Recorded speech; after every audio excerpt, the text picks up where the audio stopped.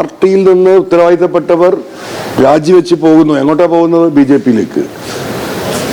രാജിവെച്ച് പോകുന്ന പ്രവർത്തകരുടെ അല്ലെങ്കിൽ നേതാക്കന്മാരുടെ ലിസ്റ്റേ കേരളത്തിലെ ജനം കാണുന്നുള്ളൂ. പക്ഷേ ജനം കാണാത്ത ഒരു അടിയൊഴുക്ക് പാർട്ടി പ്രവർത്തകരിൽ, അനുഭാവികളിൽ CPM-ന് ആ തകർച്ച സംഭവിച്ചുകൊണ്ടേയിരിക്കുകയാണ്. കേരളത്തിൽ ഇപ്പോൾ നടന്ന തെരഞ്ഞെടുപ്പുകളിലൊക്കെ ഈ രീതിയിൽ CPM-ന് വോട്ട് ചോർച്ചയുണ്ടായി, വലിയ തകർച്ചയുണ്ടായി. ഇപ്പൊ അവരാകെ പറയുന്നത് ചേലക്കരയിൽ വിജയിച്ചു എന്നാണ്. അത് ടെക്നിക്കലാണ്. 35,600 വോട്ട് ഭൂരിപക്ഷം ഉണ്ടായിരുന്ന ഒരു നിയമസഭാ മണ്ഡലത്തിൽ എന്നാണ് ഈ 2021 നടന്ന തെരഞ്ഞെടുപ്പാണ്.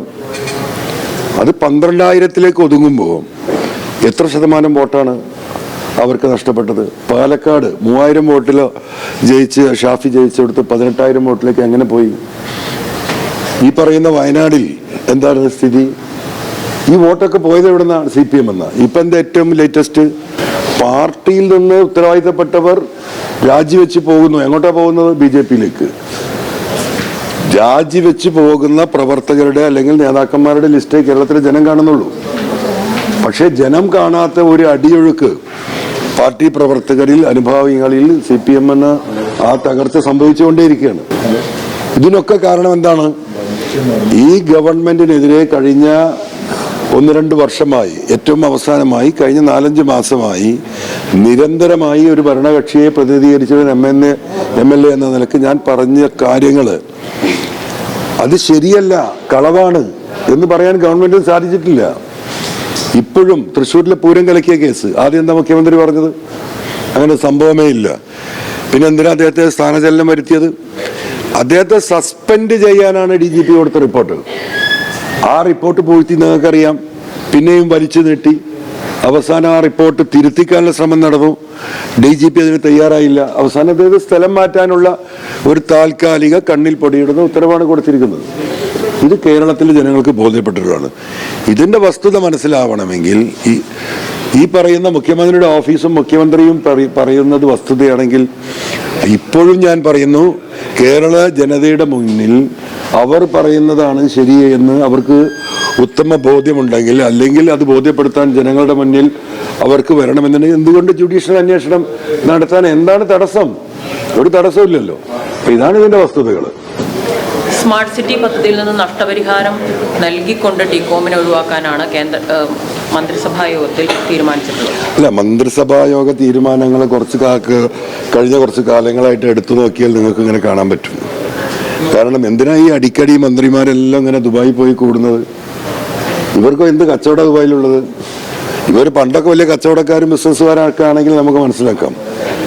ടികോം എന്ന് പറഞ്ഞ കമ്പനി ആരുടേതാണ്? അതാണ് ഞാൻ ആദ്യം അന്വേഷിക്കേണ്ടത്. ടികോം വരുന്ന സമയത്തേ ഉണ്ടായ എന്തെല്ലാം വിഷയങ്ങൾ.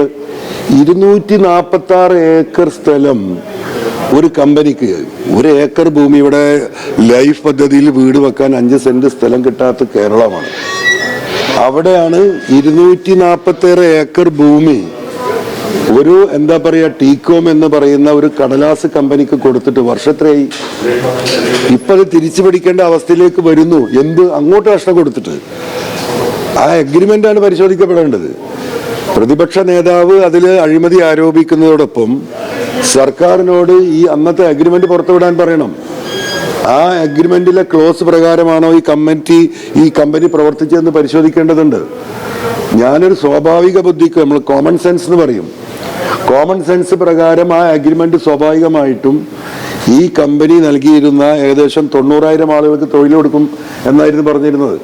ലോകത്തിന്റെ വിവിധ ഭാഗങ്ങളിൽ നിന്നുള്ള ലക്ഷക്കണക്കിന് കോടി ഡോളേഴ്സിന്റെ ഇൻവെസ്റ്റ്മെന്റ് കൊണ്ടുവരുമെന്ന് പറഞ്ഞിരുന്നു. ഇതൊന്നും ആ കമ്പനി ഇതുവരെ പാലിച്ചിട്ടില്ല. അങ്ങനെ സ്വാഭാവികമായും ആ അഗ്രിമെന്റ് പരിശോധിച്ചാൽ അതിൽ പെനാൽറ്റി ക്ലോസ് ആണ് ഉണ്ടാവുക. പെനാൽറ്റി ക്ലോസ് സ്വാഭാവികമായിട്ട് എന്തായിരിക്കും? ഈ കമ്പനി സർക്കാരിന് നഷ്ടപരിഹാരം ഇങ്ങോട്ട് തരാനായിരിക്കും. അതിന് മെനക്കെടുന്നതിന് പകരം അവർ ഇൻവെസ്റ്റ് ചെയ്ത കാശ് അവർക്ക് കൊടുത്തുകൊണ്ട് അതിലും മറ്റൊരു എന്താ പറയാ അഴിമതിയുടെ വാതിൽ തുറന്നിടുന്ന ഒരു നിലപാട് എന്തടിസ്ഥാനത്തിൽ മന്ത്രിസഭ എടുത്തു എന്ന് എനിക്കറിയില്ല. അത് ശക്തമായ പരിശോധന നടത്തേണ്ടതാണ്. കേരളത്തിലെ പ്രതിപക്ഷം ഇത്തരം കാര്യങ്ങളിൽ വളരെ സിൻസിയർ ആയിട്ടുള്ള എഫേർട്ട് എടുക്കണം എന്നാണ് എനിക്ക് ഒരു MLA എന്ന നിലയ്ക്ക് ഈ വിഷയത്തിൽ പറയാനുള്ളത്.